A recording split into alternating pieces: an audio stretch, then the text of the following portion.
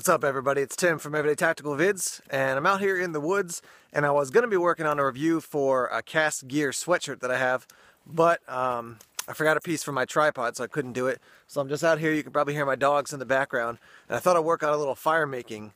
I've got a lighter with me, so it wasn't a bow drill or anything fancy like that, but I just want to continue to encourage you to be working on your skills, even if you think, oh, I got this one totally down. You know, it's easy to get out into the woods and say, well, I have a lighter or a book of matches, so I'm sure I can make a fire.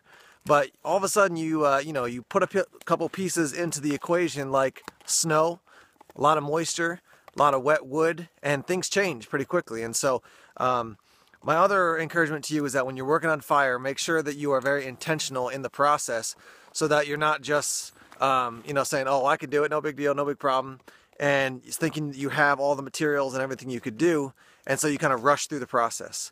Be very intentional, get the different pieces of the puzzle that you need. So it can be tempting to say, well, I found a hemlock tree, there's some very small branches, I'll just light those and they'll go up.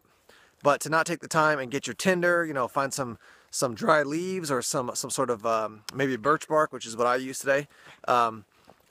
If you don't do that, all of a sudden you use 1, 2, 3, 4, 5, 6 matches, or your lighter runs out, and now you're thinking it was a piece of cake, and all of a sudden you're struggling because you're in your final couple matches or the last bit of lighter fluid, and you still don't have your fire going. So let me show you real quick what we got here. See if you can see that. Yeah, there it is. So there's my fire, and it took a little while to get going just because it is so moist out here, just because of snow and obviously the cool weather that makes a big impact on fire making. But again, just my encouragement to you, get out there, practice your skills. Don't just think you've mastered it because oh, I've got a ferro rod and a book of matches and a lighter. I've got all kinds of lighting sources for my fire, so I'm good. No, you got to practice, make the fire, and then you can say, yeah, I'm confident because I've done it in not just great conditions like in the summer, but cold, wet winter as well. All right, take care.